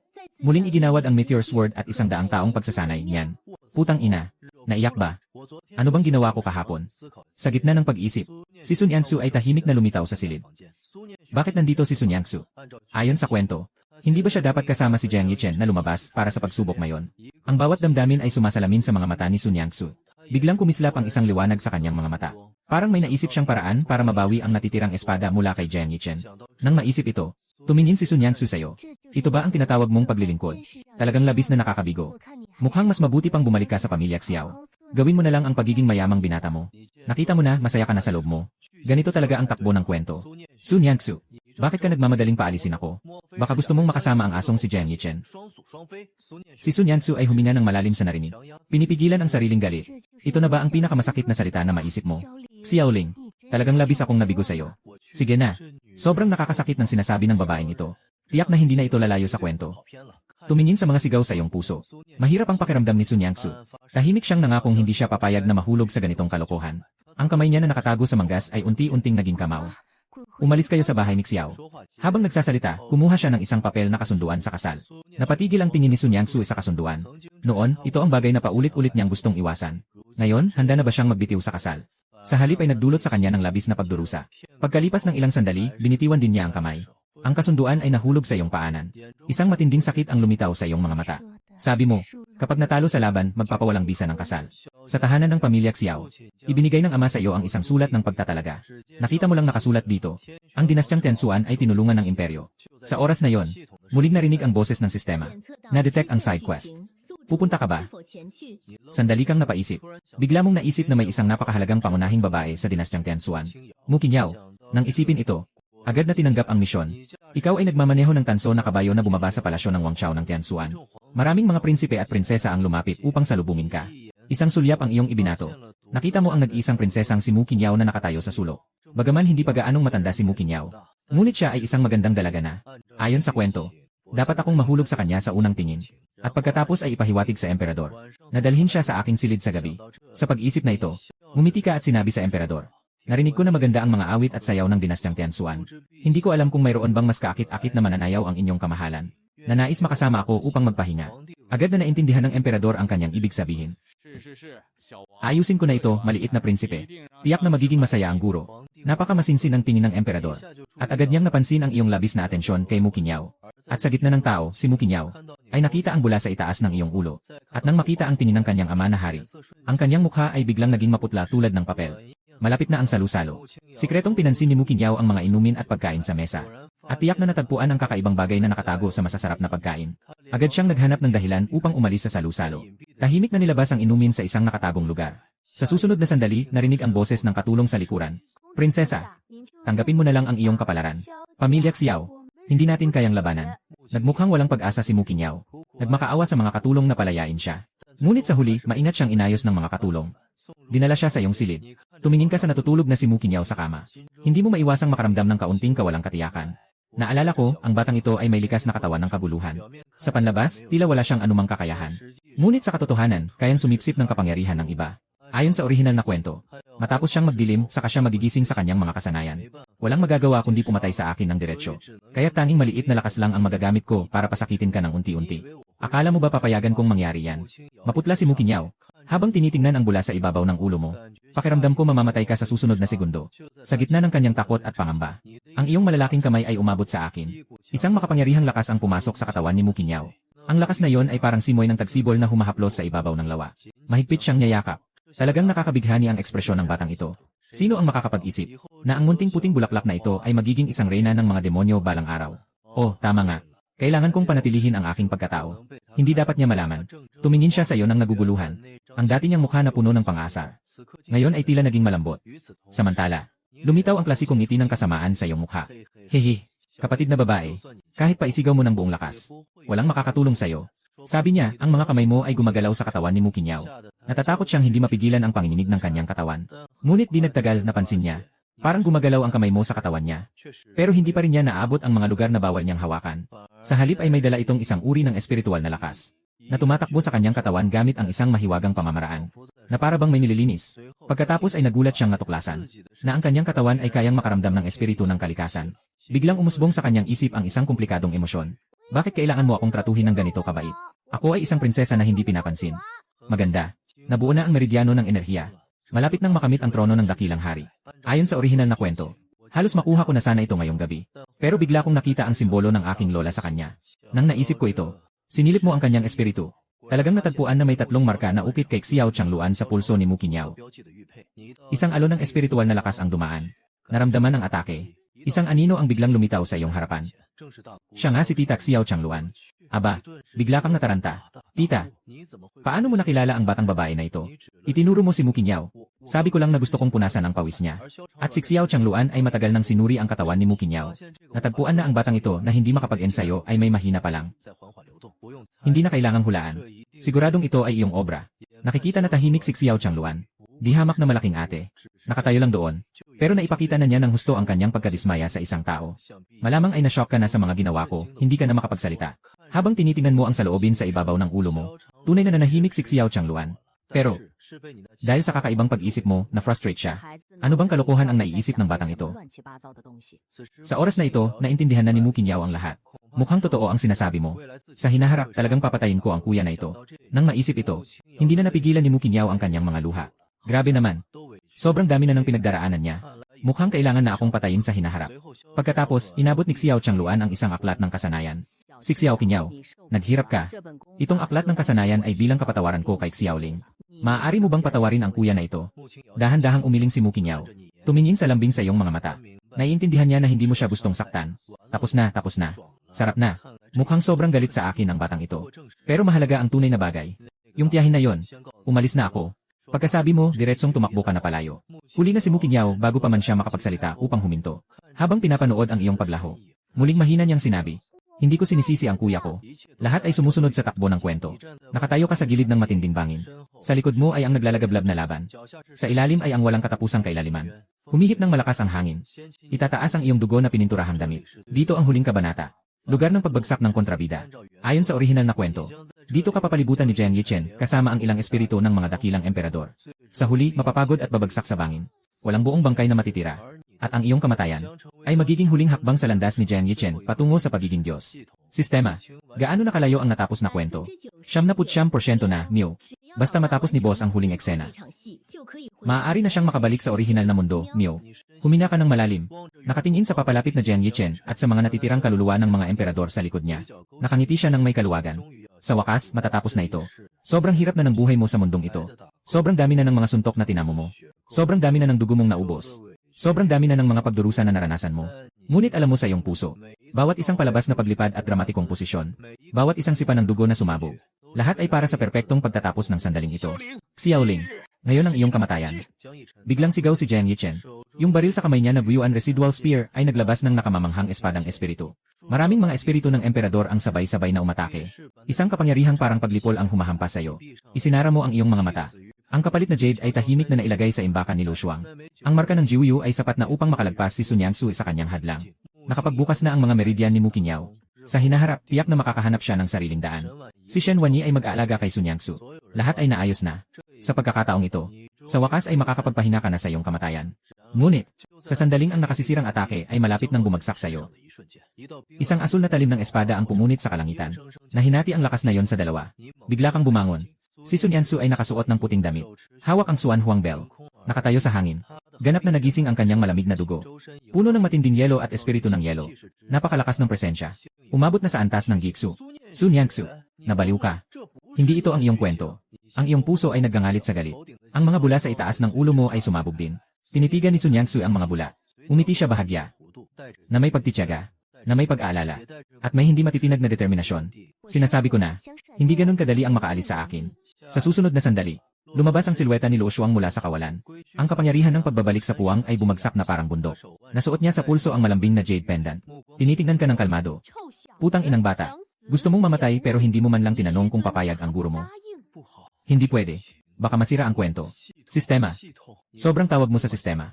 Pero ang tanging tugon ay isang mahabang katahimikan. Agad na. Isang maliit na anino ang lumipad mula sa kalangitan.